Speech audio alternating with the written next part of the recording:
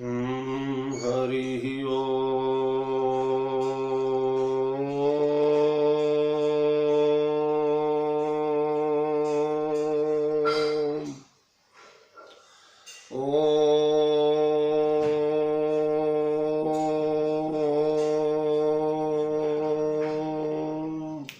श्रीमन्महागणाधिपतये नमः।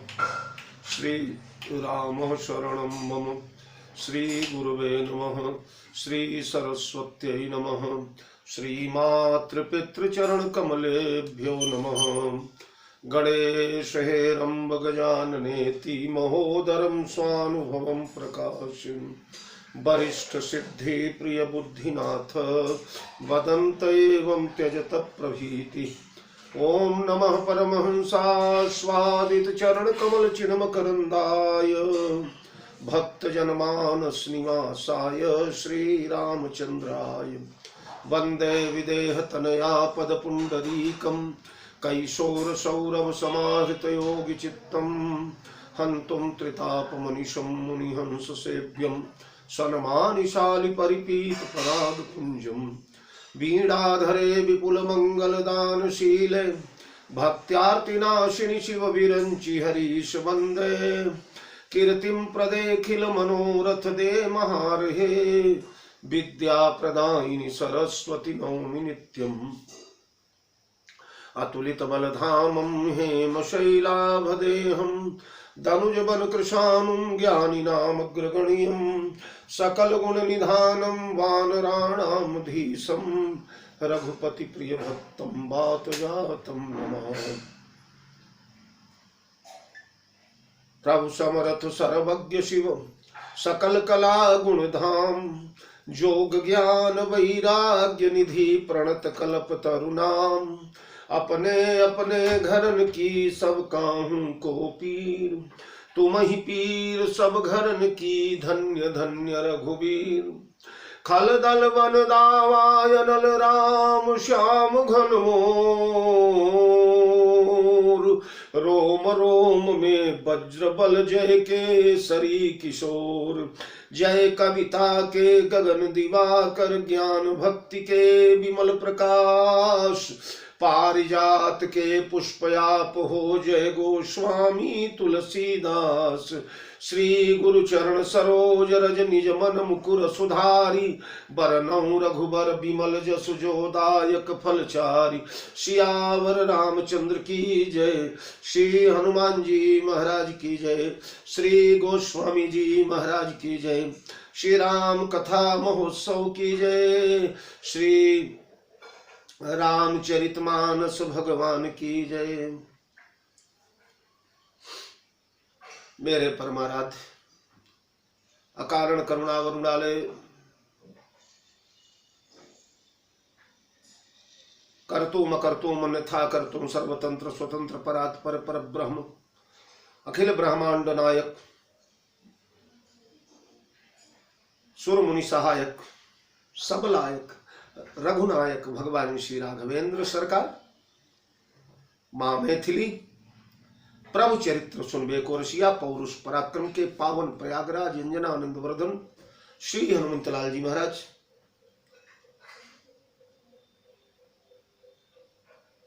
पूज्यपाद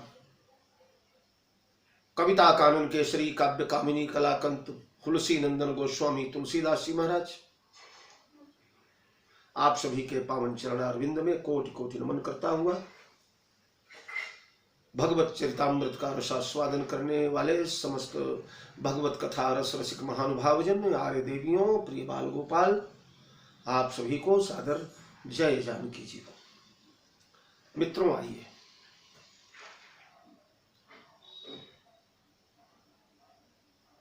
भरत चरित्र का यह 123वां अंक आप लोगों के समक्ष रखते हुए महान हर्ष हो रहा है।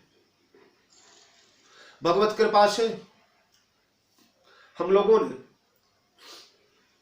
अभी तक देखा अयोध्या का राज्यसभा खचाखच भरा हुआ है, राज्यसभा भरी है, सारा समुदाय एकत्र हुआ है, गुरुदेव भगवान विराजमान है, अम्बा कौशल्या विराजमान है, महाराज वामदेव जी विराजमान है, महाराज जाबाली जी विराजमान है, बड़े बड़े सुयज्ञ जी विराजमान है, और अन्य बड़े बड़े महाजन, बड़े बड़े साहूकार, सेठ लोग, नगर के श्रेष्ठ वर्ग, मैया कौशल्या, गुरुदेव भगवान अपनी ओर से भैया भरतलाल को समझाने का प्रयास कर रहे हैं कि आप अयोध्या के राजा बन जाएं। यह राजपद पिताजी ने आपको दिया है, राजपद तुम कौं दीना, अरे पिता बचन फुर चाहिए कीना। राजा का दिया हुआ राजपद है, पिता का वचन पालना पुत्र का परम कर्तव्य होता है। पितृआज्ञा, मातृआज्ञा, गुरु आज्ञा, ये सब आज्ञाएं गृहसी, ये श्रेष्ठतम आज्ञाओं में से है। या सुहृद संबंधी आज्ञा नहीं होती है, निवेदन नहीं होता है, प्रभु सम्मत निवेदन होता है, प्रभु सम्मत आदेश होता है। इसलिए पिताजी का फिर आदेश ही है, राय रजायस तुम कह दीना।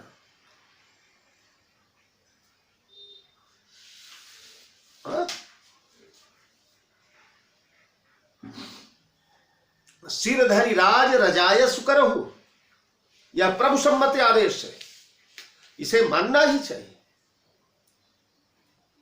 फिर प्रश्न होता है कि आदेश तो मान लिया जाए, उसका परिणाम क्या होगा? संसार क्या कहेगा? चारों तरफ से निंदा मिलेगी, आलोचना मिलेगी, सूर्यवंश के राजकुमार पर अनेकों अंगुलियां उठ जाएगी। तो उसका समाधान गुरुदेव करते हैं, नाना भरत सुनि सुख लहब राम वही देहि, श्री सीताराम को अपूर्व सुख होगा। कैकेयी जी के कक्ष में वनवास का वैशिष्ट्य वर्णन करते हुए भगवान राम ने जो जो बातें कही हैं, उन सब बातों पर भारी यही बात है कि भरत मेरे राजा बन जाएंगे, इससे बड़ा कोई लाभ नहीं। अरे मुनिगण मिलन विशेष वन, मुनियों का मिलन होगा, सब ही भांति हित मोर, हर प्रकार से मेरा हित होगा। ते ही मह पितु आयसु बहुरी, पिताजी का आदेश पालन हुआ, ये सुयश मिलेगा। और सम्मत जननी तोर, ये मैया आपकी सम्मति है, आपकी सलाह है, आपका आदेश पालन हो रहा है, ये और विशिष्ट लाभ, सबसे बड़ा लाभ, सबसे बड़ा लाभ। बोले भरत प्राण प्रिय पावई राजू, विधि सब विधि मोहि सन्मुख आजू। मेरा प्राण प्रिय भैया भरत राजा बनेगा, सब प्रकार से विधाता मेरे अनुकूल है। यानी भरत राज्य श्री राम की हृदय से इच्छा है कि मेरे भरत राजा बने। राम की इच्छा है तो सीता तो पूर्ण रूप से भगवान की प्रतीक्षाया ही है। राम के मन में जो भाव उठे वही सीता का भाव है, वही सीता का धर्म है, वही सीता की स्थिति है।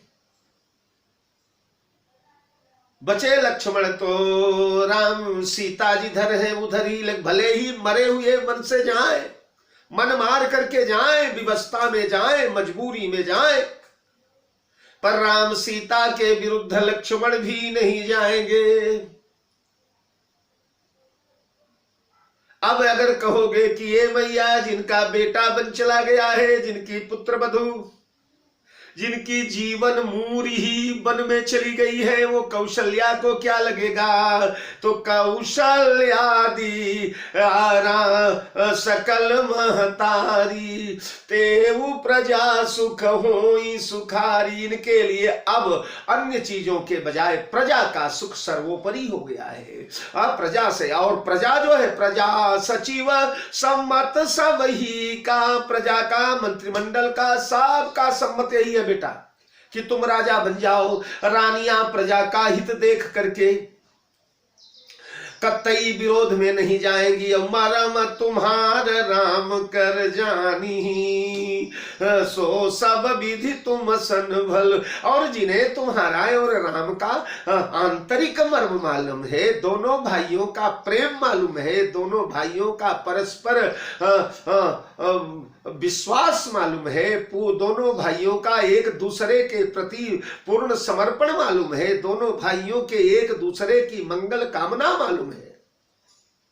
सो सब विधि तुम सन भल, सब प्रकार से वो तुम्हारे इस निर्णय को भला मानेंगे, तुम्हारे निर्णय को स्वीकृति देंगे, जय जयकार करेंगे। अरे सौंपे। और फिर बेटा भरत, कोई हमेशा के लिए थोड़े बोल रहा हूं कि सर्वदा के लिए राज्य तुम ले लो, छीन लो, हड़प लो। सौंपे राज राम के आए, सेवा करे स्नेह सुहाए। राजा से सेवक बन जाना तुम। 14 वर्ष बीतते ही भगवान श्री राघवेंद्र जब आए तो ये बेटा भरत तत्काल तुम यह राज्य उन्हें देख करके उनके सेवक बन जाना, उनके चरण की सपर्या करने लगना। भरत जी के मन में आता है कि धन्य हो गुरुदेव, जब कीचड़ डालने के बाद हाथ को धोना ही पड़ेगा, राजा बनने के बाद उसे छोड़ना ही पड़ेगा, तो राजा बना ही क्यों जाए, कीचड़ में हाथ डाला ही क्यों जाए।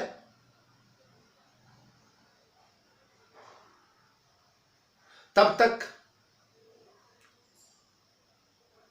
मंत्रिमंडल खड़ा हो गया और सारा मंत्रिमंडल, देखिए गुरु जी ने भरत को आज्ञा परक कोई निवेदन नहीं किया है, आदेशात्मक शब्द है। गुरु आदेश है, गुरु आदेश है, तुम्हें पालना पड़ेगा, गुरु जी ने नहीं कहा है।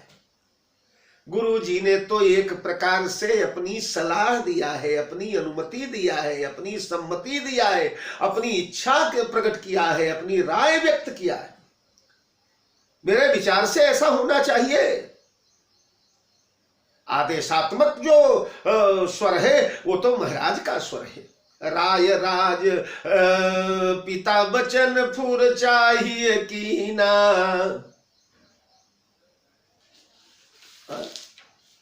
आदेश यानी रजायश, ये तो पिताजी का है। राय राज पद तुम कह दीना, पिता बचन फुर चाहिए कीना। यह सुनि समुझी सोच परिहरहु, सिर धरि राज रजाय सुकर। रजाय सु यानी आज्ञा, वह आज्ञा पिता की है। तो गुरुजी आप बोले मैं तो तुम्हें भरत उपदेश दे रहा हूं। अब भरत जी ने गुरुदेव के आज्ञा को आज्ञा नहीं माना है। भरत जी ने गुरु के आज्ञा को मोहि उपदेश दीन गुरुनी का। गुरुदेव के आदेश को उन्होंने उपदेश माना है। देखिए आदेश अलग चीज है, उपदेश अलग चीज है। उपदेश मानो न मानो ये स्थिति आ सकती है, पर आदेश तो मानना ही पड़ेगा। उपदेश तो दिन भर हमें कोई न कोई देता ही रहता है और सारे उपदेश हम थोड़े स्वीकार करते हैं, लेकिन जब आदेश हो जाता है गुरु और आज्ञा गिरीयसी गरीयसी, अगर आज्ञा हो जाए तब तो मानना ही पड़ेगा। तो गुरु जी ने तो अपने मुंह से ये नहीं कहा कि मैं आज्ञा दे रहा हूं। बेटा वेद विदित सम्मत सबही का, जेहि पितु देई सो पावई टीका। करहु राज परिहरहु गलानी, मो मानहु करहु राज परिहरहु गलानी। मानहु मोर बचन हित जानी। हित जानकर हितोपदेश मैं दे रहा हूं, उपदेश दे रहा हूं, आदेश नहीं। सुनि सुख लहब राम वही देही, अनुचित कहबुन पन। ये सब उपदेश है। लेकिन तब तक मंत्रिमंडल खड़ा हो गया और मंत्रियों ने गुरुदेव के उपदेश को आदेश बना दिया क्योंकि गुरुदेव के उपदेश को सुनकर भरत में कोई उतावलापन नहीं आया, भरत में कोई व्यग्रता नहीं आई, भरत का उत्साह नहीं बढ़ा, भरत का आनंद वर्धन नहीं हुआ, भरत मुस्कुराए नहीं, क्योंकि सारा काम राज्य का तो गुरुदेव बना दे रहे, गुरु ही तो एक बाधा है। गुरु का आदेश मिल जाए तब तो सब कुछ ठीक ठीक। भरत भी बच जाएंगे कि पिता का भी आदेश हो चुका है, माँ का भी आदेश हो चुका है, भैया राम का भी आदेश हो चुका है, और अब गुरु जी का भी आदेश हो गया, तो क्या करूं, मेरे ऊपर तो धर्म बंधन आ गया है, वचन बंध हो गया हूं। इसलिए प्रजा के लोग जो है, मंत्री वर्ग जो है वो खड़ा होकर कहने लगा, ये भैया भरत, ये गुरुदेव ने अभी तक जो भाषण दिया है ये उपदेश नहीं, ये आदेश ही है। कीजिए गुरु आयसु अवसी, कहीं सचिव कर जोरी। मंत्री लोग हाथ जोड़ करके कह रहे हैं, हाथ जोड़कर इसलिए कि वैसे तो सुमंत्र इत्यादि के भरतलाल स्नेह भाजन है, वात्सल्य भाजन है, लाड़ करते हैं, दुलार करते हैं, सुमंत्र इत्यादि को प्रणाम करते हैं, महाराज वामदेव को प्रणाम करते हैं, सुयज्ञ को प्रणाम करते हैं, गुरुदेव को प्रणाम करते हैं। लेकिन आज राजा के नाते चूंकि पिता की आज्ञा हो गई, कैकेयी की सम्मति है, राम ने स्वयं स्वीकार कर लिया है, गुरुदेव का आदेश हो गया, तो इन लोगों ने सोचा बस अब केवल शपथ ग्रहण बाकी रह गया। इसलिए ये लोग हाथ जोड़ते हैं राजा के सामने। राज मर्यादा का पालन हुआ यहां पर, राजा की मर्यादा का पालन करते हुए ये भरत भैया कीजिए गुरु आयसु अवशी, गुरुदेव के आदेश का अवश्य पालन कीजिए, पालन करना चाहिए, ये पालनीय है। कहीं सचिव कर जोरी, हाथ जोड़कर मंत्री कहते हैं, क्या कहते हैं, बोले अभी तो आदेश का पालन करो, राजा बन जाओ, और उसके 14 साल के बाद यहां गुरुजी के आदेश से भिन्न चला गया मंत्रिमंडल। देखिए गुरुजी अलग है, गुरुजी तो निष्पक्ष बिल्कुल जो है वैसा बोल रहे हैं, लेकिन मंत्रिमंडल के निवेदन में राजनीति का पुट लगा हुआ है, राजनीति के चाशनी में अपने शब्दों को लपेट करके मंत्री लोग बोल रहे हैं। है तो गुरुजी भी एक मंत्री, अष्ट मंत्रियों में गुरुजी भी है, पर गुरुजी प्रधानमंत्री है, प्रधानमंत्री या यूं आज की भाषा में कह ले कि राष्ट्रपति है गुरुजी, और उनके नीचे सब सहयोगी मंत्री हैं। तो गुरुजी ने तो कहा था सौंपे राज राम के आए, राम आ जाएंगे तो राज्य तुम समर्पित कर देना, पर मंत्रियों ने ऐसा स्पष्ट नहीं कहा। मंत्रियों ने कहा रघुपति आए उचित जस तस तब करब मोहरी, श्री राम के आने के बाद जैसा उचित लगेगा आप वैसा करिएगा। क्या मतलब? मंत्रियों का तात्पर्य है कि हम सारे मंत्री लोग आपको कसौटी पर 14 वर्ष कसेंगे, और अगर उस कसौटी पर आप खरे उतर गए, अगर आपका राज्य हमें नाम से राजा नहीं चाहिए, फला राजा बन जाए, इससे हमारा क्या लेना देना। कोई भी राजा बने, कौन हो हमें का हानि, राजा कोई भी बने, पर वह राजा प्रजा हितकारी होना चाहिए, प्रजा रंजक होना चाहिए, धर्मवर्धक होना चाहिए, धर्म पोषक होना चाहिए, प्रजा पालक होना चाहिए, माली के समान, सूर्य के समान, किसान के समान।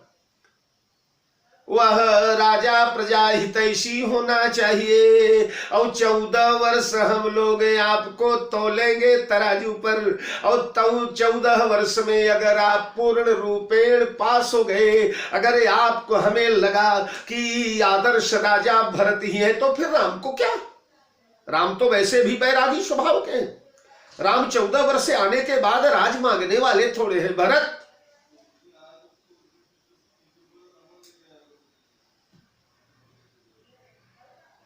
विशिष्ट पुरुष बनकर के राम अयोध्या में रह जाएंगे, राजपाट स्वभाव चलाना, जैसे दाऊ जी रह गए, भगवान कृष्ण राजपाट चलाते रहे, पर दाऊ जी के मान मर्यादा में, दाऊ जी के गरिमा में, दाऊ जी के गौरव में कहीं कुछ न्यूनता आई क्या, कोई कमी आई क्या? उसी प्रकार आप हमारे स्थायी राजा हो जाएंगे। इसलिए रघुपति आए उचित जस तस तब करब। ये देखिए मर्यादा है राज परंपरा की। राजा उच्छृंखल नहीं होता था, राजा स्वेच्छा कार्यचारी नहीं, हर व्यक्ति बंधा हुआ है नियम से। राजा मंत्रिमंडल से बंधा हुआ है, राजा गुरुदेव भगवान से बंधा हुआ है। राजा संसार को शासन देता है और आचार्य राजा को अनुशासन देता है। आचार्य ब्राह्मण ऋषि महात्मा ये अनुशासन देते हैं। भगवान श्री राम जब सिंहासन आरूढ़ होने लगे तो वशिष्ठ जी ने यही कहा, सब द्विज देहु हरसी अनुशासन, अरे रामचंद्र बैठई सिंहासन। तो राजा समाज को शासन देता है और महाराजा राजा को अनुशासन देता है। भगवान श्री राम जगत को शासन प्रदान करते हैं, वशिष्ठ जी अनुशासन प्रदान करते हैं। अनुशासन के अंकुश में राम का राज्य रहता है। महाराज दशरथ शासन देते हैं, वशिष्ठ जी उन्हें अनुशासन देते हैं। धर्मराज युधिष्ठिर शासन देते हैं, महाराज वेदव्यास उन्हें अनुशासन देते हैं। महात्मा चंद्रगुप्त मौर्य जगत को शासन देते हैं, महात्मा चाणक्य अनुशासन देते हैं, छत्रपति शिवाजी महाराज शासन देते हैं और उसके बाद समर्थ स्वामी रामदास अनुशासन देते हैं। तो महात्मा के अनुशासन के छत्र छाया में राजा का सिंहासन होना चाहिए। तो वह राजा बने, मंत्रिमंडल महाराज और प्रजा सबकी सम्मति लेकर के सभी के सलाह को मानते हुए, अरे भगवान श्री राघवेंद्र ने सारी सभा को बुला करके निर्बंध घोषणा किया था। क्या बोले, जाऊ अनीति कछु भाखऊ भाई तऊ मोहि पर जेऊ भय बिसरा। भगवान श्री राघवेंद्र अपनी प्रजा को फ्री खुली छूट देते। अगर मेरे द्वारा कुछ अनीति भाषण हो जाए, कुछ कुमार की बात हमसे निकल जाए तो आप लोग बिना भय के निर्भय होकर के बोल दीजिएगा। और निश्चित ही केवल ये वाक्य क्या विषय नहीं है, ये पालनीय पालन किया गया राम राज्य में। और तभी तो राम राज्य का एक अदना सा, एक छोटा सा, एक तुच्छ सा धोबी, त्रिभुवन स्वामिनी जगदम्बिका सर्वेश्वरी सुरेश्वरी अखिलेश्वरी भुवनेश्वरी राजराजेश्वरी विदेह वैजयंती राम वल्लभा अयोध्या की पट महिषी, अयोध्या की पटरानी के ऊपर ऐसा आरोप लगा सका एक धोबी, और उस धोबी को प्राण दंड नहीं दिया गया है सज्जनों। उस धोबी को बिल्कुल सुरक्षित रखवाया गया है। अयोध्या में दंड राजा और रानी ने भोगा है। ये राम का प्रजा रंजन है। आज जहां अपनी पत्नी और बच्चों के लिए पूरे देश को दांव में लगाने पर भी हमारे सत्ताधारी नहीं हिचकिचाते, वहां एक अदने से, एक छोटे से, तुच्छ से प्रजा के हित के लिए, उसके मनोरंजन के लिए, उसकी संतुष्टि के लिए राजा ने अपने जीवन में आग लगा लिया। महारानी के जीवन में आग लग गई। ददकती ज्वाला में राजा रानी कूद गए। केवल सीता ही नहीं जली है, तिल तिल कर जल रहे राम।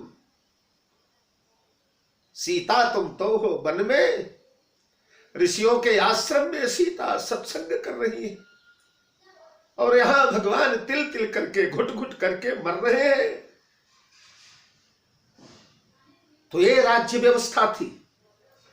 वह राजा राज करता था और युवराज धीरे धीरे धीरे धीरे बड़ा होता था।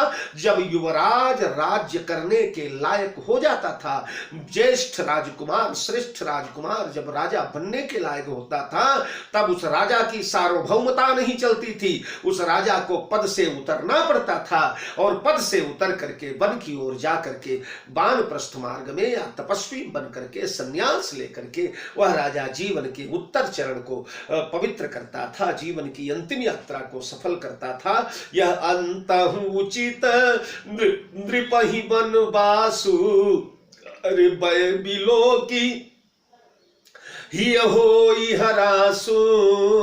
भगवान श्री राम के लिए कहा गया। कौशल्या महारानी कह रही, अहो रावण की मंदोदरी कहती है, संत कहीं असनीति दशानन, चौथे पन जाई नृप कानन। चौथे पर नहीं जाए नृप कानन। वहां तक ये परंपरा चल रही है।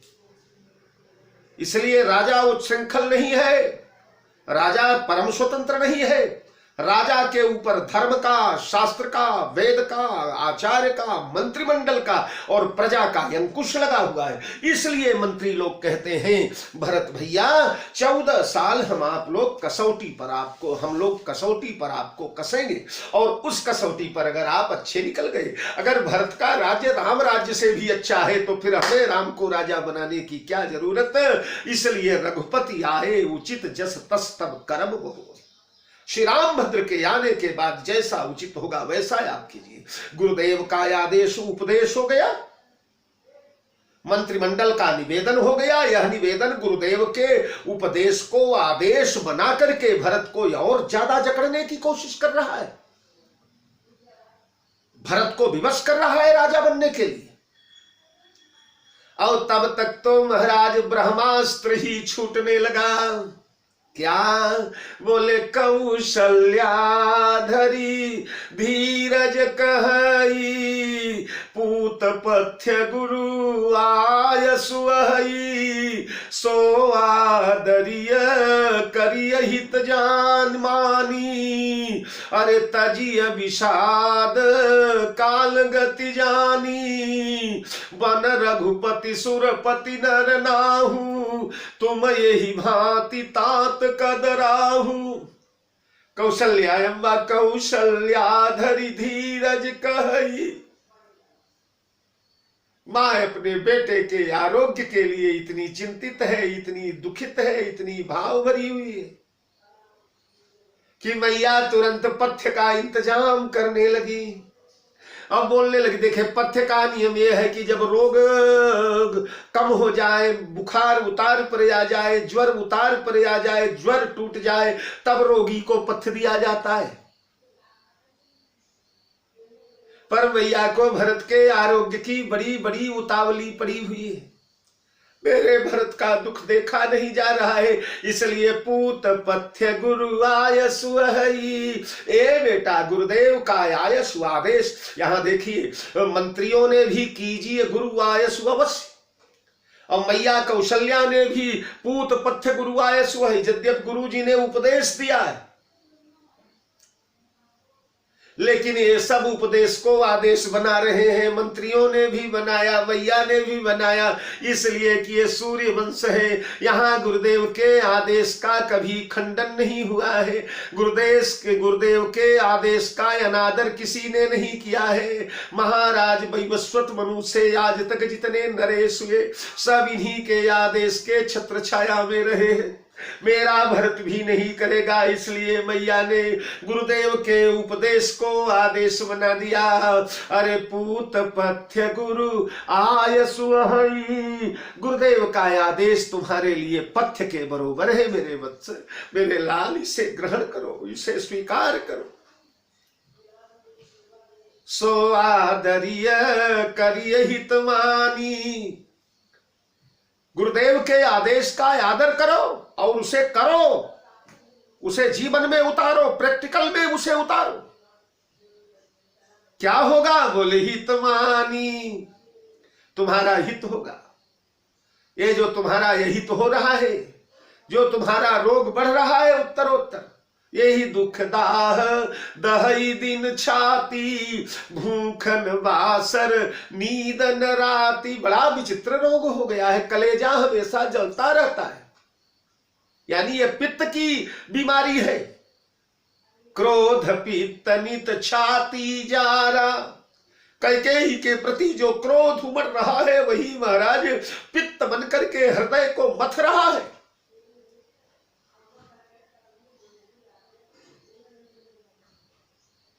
भूखन बासर, दिन में भूख नहीं, क्षुधा नहीं लगती, कैसे लगेगी? जब जब ग्रास उठाते हैं तो भूखे लक्ष्मण दिखाई पड़ जाते हैं, भूखी सीता दिखाई पड़ जाती है। तीन तीन के पेट में आग लगी हो, पेट में क्षुधा दौड़ रही हो, और यहाँ भरत बैठ करके राजभोग ग्रहण करें। कई मैया कौशल्या ने कई बार अपनी साक्ष देकर भोजन कराने का प्रयास किया, लेकिन कमल उतरता ही नहीं मुंह से। पेट जल रहा है, हृदय जल रहा है।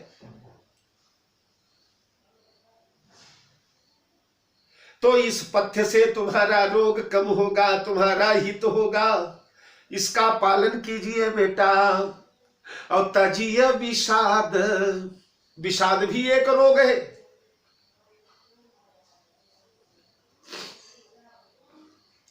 जीव जब ब्रह्म के संयुक्त जाता है, सन्मुख जाता है, समक्ष जाता है, तो यह विषाद योग हो जाता है। गीता में प्रथम स्कंद अर्जुन विषाद योग ही है, प्रथम अध्याय। भगवान सामने खड़े हो तो विषाद भी योग बन जाता है, लेकिन भगवान अगर पृथक हो जाए तो प्रसाद भी रोग बन जाता है। कहते हैं ना कि जब तक भगवान श्री राम सामने है तो सीता जी को सोने के मृग की पड़ी हुई थी। हमें सोने का मृग चाहिए। आनिय चर्म कहति वैदेही, सत्य संध प्रभु बद करिए ही। भगवान राम ने सोचा सीता तुम्हारे मन में सोने की आकांक्षा आ गई है, लालसा आ गई है, कामना आ गई है। तो कामना जब आती है तो ओ काम्य वस्तु को प्राप्त करने के बाद ही संतुष्ट नहीं हो जाती। वो तो इच्छा तरुणी होती रहती है। एक मिले तो 10 होते, 10 मिले तो 100 की इच्छा है। 100 पाकर भी संतोष नहीं होते, 1000 तो अच्छा है। ऐसी तृष्णा करते करते राजा के पद पर पहुंचा है, फिर भी संतोष न हो पाया। यह इतनी डाइन तृष्णा है। जब तलक हृदय में तृष्णा है तब तलक प्रकाश नहीं होता। हाँ, आयु नष्ट हो जाती है पर तृष्णा का नाश नहीं होता। राम ने कहा सीता तुम्हारे मन में स्वर्ण का लोभ प्रकट हो गया है, तो प्रकट हो गया तो ये 10-15 किलो सोने के से क्या होगा। मृग कितने किलो का होगा? 15 किलो का, 20 किलो का, 10 किलो का, बस। ये तो स्वर्ण का लोभ बड़ा विचित्र होता है। ये सर्वदा बलवान होता, जवान होता चला जाता है। तो इतने सोने से शायद तुम्हारा संतोष न हो सीता, तो लीजिए सोने की लंका में ही मैं तुम्हें भेज देता हूं। तो जब तक राम थे तब तक सोने का मृग चाहिए था। जब सोने में चली गई लंका में तब राम के लिए रोने लगी।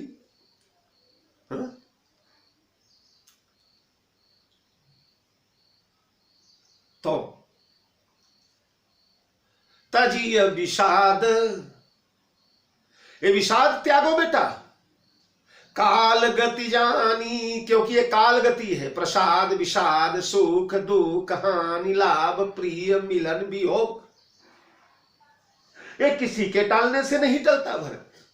काल गति जैसे अभी गर्मी चल रही है, गर्मी का काल आ गया तो सारी दुनिया ब्रह्मांड खड़ा हो जाए और बोल जाए मैं गर्मी को ठंडी बना दूंगा, धरती पर धूप नहीं पड़ने दूंगा, सूर्य की उष्मा शांत कर दूंगा, सूर्य का प्रखर तेज शांत कर दूंगा। तो ये बताइए कि ऐसा हो सकता है क्या? सारा समाज, लोग, पूरा संसार खड़ा हो जाए भुजा उठा करके और कहने लगे कि आज सूर्य को हम उदय नहीं होने देंगे, आज सूरज नहीं निकलने देंगे, आज चंद्रमा नहीं निकल पाएगा, या निकल गया तो आज डूबने नहीं देंगे। नहीं होता ऐसा। इसलिए तजिय विषाद काल गति जानी, जैसे दिन होता है, रात होती है, ठंडी होती है, गर्मी होती है, बरसात होती है, उसी प्रकार विषाद होता है, प्रसाद होता है। ये सब चीजें काल की गति है। काल अपनी गति से चलता है, उसी काल के चक्र में ये सब चीजें बंधी हुई रहती हैं और हम उसके लपेटे में आ जाते हैं बेटा। इसलिए सो आदरीय करिय हित मानी, तजिय विशाल काल गति जानी। अरे बन रघुपति सुरपुर नर नाहू, तुम यही भांति तात कद राहू। ये बेटा बन रघुपति, कोई तो होता है अयोध्या में, कोई तो होता, कोई नहीं है। रघुपति वन में है। माँ का तात्पर्य, माँ का एक व्यंग भी है यहाँ। कि वस्तुतः सूर्यवंश के राजा तो मेरे राम बना ही दिए गए थे, मेरा राम राजा हो ही गया था। प्रकारांतर से देखें तो भरत के लिए राज्य के जितने प्रूफ हैं, भरत के लिए राज बनने के जितने साधन हैं, जितने वचन हैं, जितने आदेश हैं, जितनी आज्ञा है, उससे ज्यादा भगवान श्री राम का पक्ष मजबूत है। भरत को राजा बनाने की आज्ञा महाराज ने रानी के शयन कक्ष में दिया होगा, एकांत रानी के साथ दिया होगा, लेकिन राम को राजा बनाने का वचन तो भरी सभा के बीच दिया गया है। जऊ पांच ही मत लागई नीका, करई हरसि राम ही टीका। राम को राजा बनाने का वचन तो इन गुरुदेव वशिष्ठ के भी सामने दिया गया है। नाथ राम करियहि जुबराजू, कहिए कृपा करी करिय समाजू। ये बताइए, जो आज्ञा पहले दी गई वही अच्छी आज्ञा मानी जाएगी ना, वही आज्ञा सार्वभौम होगी, वही आज्ञा स्वीकृत होगी। किसी के कनपटी पर राइफल लगा करके और कोई गवाही दिलवा दिया जाए तो वह गवाही स्वीकार की जाएगी क्या? जब कोई गवाह जब गवाही देता है तो यह भी कहता है कि मैं अपने होशे हवा होशो हवास में बिना किसी दबाव के, बिना किसी प्रलोभन के, बिना किसी भय के, बिना किसी दुराचरण के मैं यह गवाही देने जा रहा हूं। अगर कह दे कि मैं मदिरा पी करके गवाही दे रहा हूं, या मुझे गोली से मारने के लिए कहा गया है इसलिए गवाही दे रहा हूं, तो उसकी गवाही स्वीकृत की जाएगी क्या? स्वीकार होगी क्या? तो राजा ने, राजा की उचित आज्ञा, राजा के हृदय की आज्ञा, राजा की निश्चल आज्ञा तो यह है कि राम राजा बन जाए। अब किसी ने कनपटी पर पिस्तौल लग करके हस्ताक्षर करवा लिया, एकांत कक्ष में अपने प्रेम पाश में आबद्ध करके कैकेयी ने महाराज से राम शपथ दिलवा करके वचन ले लिया। ये तो गोली छाती पर लगा करके बंदूक है तब गवाही देने जैसी बात है। इसलिए यहां रघुपति शब्द में मां की एक पीड़ा छिपी हुई है, एक व्यंग छिपा हुआ है, मां की तड़प छिपी हुई है कि रघुपत तो मेरा राम ही होना था। सूर्य वंश के राजा तो राम ही है, पर वही ऊपर जो कहा तजऊ विषाद काल गति, यानी काल गति ने राम को राजगद्दी से उतार कर बन के कंटका किरण मार्ग में पहुंचा दिया। और सूरपुर नरनाहू, जो नरनाह थे महाराज दशरथ, जिन्हें अवधिपति ने राम को रघुपति बनाने का संकल्प लिया था, वो सुरपुर में चले गए। एक वन में चले गए, एक सुरपुर में चले गए, अयोध्या अनाथ हो गई। कौन है अयोध्या में? एक तुम ही है बेटा, एक तुम्हारा ही सहारा। तो ऐसी अवस्था में तो धीर पुरुष को हिमालय के समान खड़े होकर के महाराज समस्या का सामना करना चाहिए, समस्या का मुकाबला करना चाहिए। लेकिन तुम ये ही भांति तात कदराहु, ये कदराई ये क्षत्रिय वंश में उचित नहीं है। लक्ष्मण के लिए भी भगवान ने कहा था, लक्ष्मण तुम क्यों कदरा रहे हो भैया, प्रजा पालो। ये कायरता का कार्य है, अपनी जिम्मेदारी से हट जाना। इस समय आपकी जिम्मेदारी है प्रजा पालना। परिजन प्रजा सचिव सब अम्बा, इन सबके आश्रय एक तुम हो। देखिए, राजा के अंग तो कई होते हैं, पर प्रधान तो राजा ही होता है। मूल शाखा, मूल तो राजा ही है, ये सब तो शाखाएं हैं। कौन कौन? बोले परिजन, परिवार, कुल कुटुंब, स्वजन लो, प्रजा, ये प्यारी प्रजा जिसके लिए तुम्हारे आदर्श भगवान श्री राम ने कहा है, या सुराज प्रिय प्रजा दुखारी, सो नृपयवसी नरक अधिकारी। तो परिजन प्रजा सचिव, ये सारा मंत्रिमंडल सब अम्बा, समस्त 350 माताएं। वाल्मीकि रामायण में 350 वर्ण, किन्हीं किन्हीं रामायणों में 700 का वर्ण है। इन सब माताओं के तुम ही सुत सब कह अवलंबा। तुम्हारा ही आश्रय पा करके ये लोग इस महासागर को पार कर पाएंगे। तुम जहाज हो, भरत रूपी जहाज पर बैठ करके ये लोग इस समुद्र को पार कर पाएंगे। बेटा अगर तुम कदरा गए तो सब डूब जाएंगे, सारी जहाज डूब जाएगी। इसलिए सिर धरि गुरु आयसु अनुसर हो। अयोध्या का विधाता बाम हो गया है। अयोध्या बहुत बड़े झंझावात में पड़ गई है। चारों ओर से बड़े बड़े ग्राहों ने अयोध्या रूपी बालक को घेर लिया है। संकट में है। लखी विधि बाम काल कठिनाई। काल कठिन है। कालातीत ब्रह्म घर से निकाला जा चुका है। अवधेश स्वर्गीय हो चुके। समस्त माताएं वैधव्य झेल रही हैं।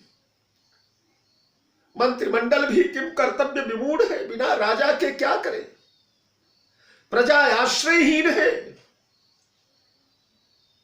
विधाता टेढ़ा हो गया है अयोध्या का। लखी विधि बाम, विधाता बाम है। काल कठिन है। समय बड़ा विचित्र चल रहा है। प्रतिकूल काल चल रहा है। भयंकर आंधी चल रही है। तृणवत अयोध्या को उड़ाने के लिए तत्पर है। इसलिए धीरज धरहु मातु बलि जाई। ऐसे वक्त में धीर पुरुषों को धीरज रखना चाहिए। अगर तुम अधीर हो जाओगे तो अयोध्या का कौन सहारा होगा। भरत, अयोध्या अनाथ हो जाएगी। अयोध्या मझधार में डूब जाएगी। मैया बलिहारी जा रही है, तुम्हारी अला बला सब ले रही हो। मैया बलि जा रही है, धीरज धरहु मातु बलि जाय। बार बार बलिहारी जाऊं लाल, तुम धीरज धारण करो। अगर तुम अधीर हो जाओगे तो अयोध्या डूब रही है। सिर धरि आयसु गुरु आयसु अनुसरहु। प्रजा पाली परिजन दुख हरहु। गुरुदेव के आदेश को फिर आयसु। पूत पथ्य गुरु आयसु हई। कीजिए गुरु आयसु अवश्य। अब पितु आयसु गौण हो गई। पिता का आदेश गौण, क्योंकि पिता के आदेश पर भरत ने प्रश्न चिन्ह लगा दिया है। पिता का आदेश ये कि वो जो सारे मंत्रिमंडल के सामने सजा, सारे एक समय सब सहित समाजा। राजसभा रघुराज विराजा।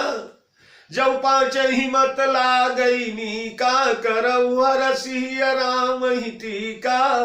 मंत्री मुदित फुरत सुनत प्रिय बानी। अभिगमत बिरम पर उजन पानी। कहीं सचिव सब पुनि कर जोरी। जियऊ जगत पति बरिस करोरी। जग मंगल भल काज विचार। प्रथम वचन तो ये है। प्रथम वचन तो यह है, कहि भुआल सुनिय मुनि नायक। भय राम सब विधि सब लायक। सेवक सचिव सकल पुरवासी। जे हमार अरि मित्र उदासी। सब ही राम प्रिय जेहि विधि मोही। प्रभु असीस जनु तनु धरि सोही। नाथ राम करियहि जुबराजू। कहिय कृपा करि करिय समाजू। अरे बैरियु राम बड़ाई करही। बोलनि मिलनि बिलय मन हरही। ये पहला आदेश है कि ये कैकेयी वाला पहला आदेश, जो बिना किसी दबाव के, बिना किसी मदपान के, बिना किसी भय के, बिना किसी त्रास के, बिना किसी लाभ लोभ के जो दिया गया वो वचन पहला माने कि ये माने। और भरत के इस प्रश्न की काट किसी के पास नहीं है। इसलिए राजा के वचन को मंत्रियों ने अब गौड़ कर दिया। मैया ने गौड़ कर दिया। राजा की आयसु, राज रजायसु अब गौड़ है। अब तो गुरु आयसु सर्वोपरि है। गुरु आज्ञा गरीयसी, तो इसलिए सिर धरि गुरु आयसु अनुसरेउ। गुरुजनों के आदेश को सिरोधार्य करने का विधान रहा है।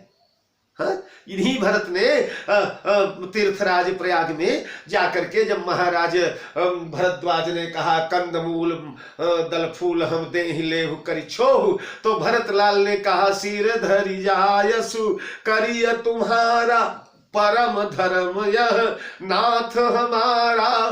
तब भरद्वाज के लिए बोले थे कि आपका आदेश शिरोधार्य है, सिर धारण करके पूजन करूंगा, ये मेरा परम धर्म है। भरद्वाज भी प्रतिभाशाली मुनि है, प्रभावशाली, पर वशिष्ठ वशिष्ठ है, कुलगुरु है, समस्त मुनियों के नेता है वशिष्ठ। उनकी आज्ञा जब सिर धर सकते हो तो इनकी आज्ञा भी सिर धरो। सिर धरि गुरु आयसु अनुसरहु प्रजापाली पूर्व परिजन दुख हरहु। गुरुदेव का आदेश करो और प्रजा का पालन करो, उस प्रजा का पालन जिसके लिए तुम्हारे आदर्श राम ने कहा है, जासुराज प्रिय प्रजा दुखारी सो नृपयवसी नरक अधिकारी। तो प्रजा पाली परिजन दुख हरहु, परिजन माने परिवार के कुल कुटुंब के लोग। सुखी कब होंगे? जब प्रजा को पालोगे। प्रजा का सुख देख करके तेऊ प्रजा सुख होई सुखारी, ये सब सुखी हो जाएंगे। हरे गुरु के वचन सचिव अभिनंदन। गुरुदेव का वचन भरत के लिए भला आज्ञा नहीं, गुरु के वचन सचिव अभिनंदन, मंत्रिमंडल का अभिनंदन। अभिनंदन यानी अनुमोदन, गुरुदेव का प्रस्ताव और मंत्रिमंडल का अनुमोदन। सुने भरत हित हिय हित जनु चंदन। भरत जी ने सुना, यद्यपि ये वचन भरत के लिए चंदन के समान थे और चंदन की आवश्यकता थी भरत को, क्योंकि यहां जलन थी न, यही दुख दाह दहई दिन छाती जरई विषम जर ले उसासा। तो जलन पर चंदन शीतल होता है। गुरुदेव के मंत्रिमंडल के वचन शीतल थे, निश्चल थे, कपटहीन थे, सुखदायी थे। भरत ने सुना उन्हें और सुनी बहोरी मातु मृदुबानी। मैया कौशल्या की अमृत बरसती हुई वाणी सुना। मैया की यह वाणी कौशल्या धरि धीरज कही, पूत पथ्य गुरु आय सुवहई सो आदरी करी हितमानी। तजिए विषाद काल गति जानी, बन सुरपति रघुपति सुरपुर नर नाहु। तुम यही भांति तात कदराहु, परिजन प्रजा सचिव सब यंबा। तुम ही सुत सब कह अवलंबा, लख विधि बाम काल कठिनाई। धीरज धरहु मातु बलि जाई, सिर धरि गुरु आयसु अनुसरहु। प्रजा पाली परिजन दुख हरहु, ये सब चंदन के समान वचन। गुरुदेव ने जो भाषण दिया वो चंदन के समान है। मंत्रिमंडल ने जो कहा कीजिए गुरु आए सो वस कहीं सचिव कर जोरी, ये चंदन के समान है। लेकिन जब घाव बहुत बड़ा हो तो चंदन भी महाराज अप्रिय होने लगता है। सुनी बहोरी मातु मृदुमानी, शील स्नेह सरल रससानी। आहा, भैया का वचन शील से ओतप्रोत है, शील के चाशनी में डूबा हुआ है। ये राम जननी है, स्नेह से भरा हुआ है। ऐसा स्नेह कि जो भरत को गोद में लेते ही छलक पड़ा था दूध के रूप में। सरल सरल है, इसमें कुटिलता नहीं है, कटुता नहीं, छल नहीं है। ये भी तो हो सकता था कि अब सब कुछ चला गया, बेटा तो वन में चला गया, पति चले गए, अब कोई अब राजा भरत बनेंगे तो भरत का विरोध करने से क्या लाभ, चलो भरत का समर्थन ही करो, भरत का समर्थन करके भरत की नजरों में उठ जाओ, भरत की नजरों में अपने मान सम्मान को बढ़ा लो। ये भी तो एक दृष्टि हो सकती है माता के बोले, पर ना ना ना, इन सब छल कपट की, इन सब बनावट की, इन सब प्रलोभनों का कहीं पर महाराज दुर्गंध नहीं है। यहां तो शील स्नेह, शील के चाशनी में सनी हुई, स्नेह में ओतप्रोत सरलता से भरी हुई रससानी। या शील, स्नेह और सरलता ये रस है। उन रस में यह वाणी सानी हुई है। वाणी रूपी जलेबी को शील, स्नेह और सरस के चाशनी में डुबाया गया है। बहुत मीठी वाणी हो गई है। मधुर प्रकंपित कंठ से मैया बोल रही है। बोलने की क्षमता नहीं है, शक्ति नहीं है, सिर झुका हुआ है, आंखों से झरझर आंसू बह रहा है। कौशल्या रानी के रोम रोम भर भराए हुए हैं, पूरे अंग अंग में पुलकावली भरी है।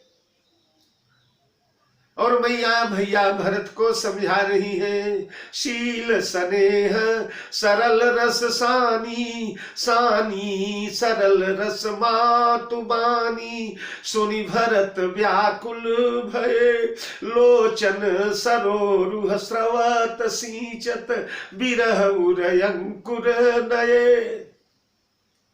मैया की वाणी सानी सरल रस मातु बानी। माँ की वाणी सरल रस से सनी हुई है। सरलता से, मृदुता से, निश्चलता से, शुचिता से, पवित्रता से, शील से, स्नेह से सनी हुई वाणी मैया की। सुना, लेकिन सुनकर भरत व्याकुल भये। भरत भैया विकल हो गए, तड़प उठे। यद्यपि ये लोग मछली को सरोवर में डाल रहे, लेकिन यह सरोवर आज उबलता हुआ है। मछली जल में रहती है, लेकिन उबलते खौलते हुए जल में थोड़े रह पाएगी। एक खौलता हुआ जल है।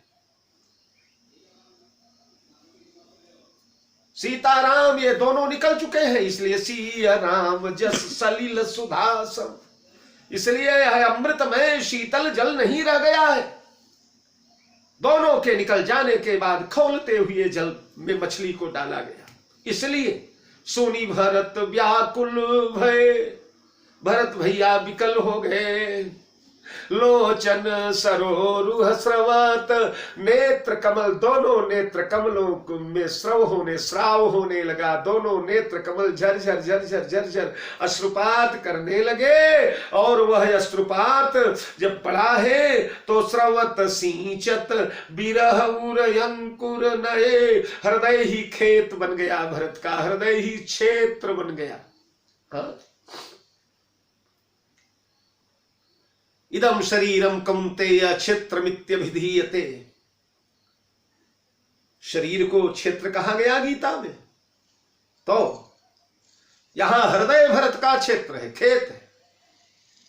अब उस पर महाराज ये पानी पड़ा तो बिरह उरयंकुर नये। हृदय रूपी खेत में बिरह रूपी अंकुर फूटने लगे, बिरह रूपी अंकुर फुटकने लगे। देखिए, होता ऐसा है कि गर्मी में जब रोहिणी नक्षत्र तपता है, रोहिणी नक्षत्र के ताप से जब धरित्री उबलने लगती है, प्रचंड ताप से ग्रस्त हो जाती है, और एकाएक तब बरसात होती है, तो परिणाम क्या होता? अति गर्मी, अति गर्म होने के बाद जब पानी पड़ता है तो अंकुर धरती के अंदर जो छिपे रहते हैं वो फूटने लगते हैं, वो अंकुरित होने लगते हैं, द्विदल होने लगते हैं। हाँ, तो हृदय में जो विरह रूपी बीज पड़ा हुआ था, हृदय रूपी तपती हुई धरती पर रोहिणी की गर्मी सह चुका है। रोहिणी की गर्मी क्या है? बोले ग्रीष्म दुसह राम बन गवनु, पंथ कथा खर आतप पवनु। भगवान श्री राघवेंद्र का वनगमन ही घनघोर गर्मी है, घनघोर ग्रीष्म ऋतु। और उस ग्रीष्म को झेला हुआ हृदय, यानी तपी हुई जमीन, अब एकाएक बरसात होने लगी। बरसात किधर से हुई? बादल कहां छाए? बोले लोचन सरोरुह स्रवत सींचत। नेत्र रूपी मेघों ने जब झड़ी लगा दिया, बरसने लगे और वह हृदय रूपी धरती पर पड़ा।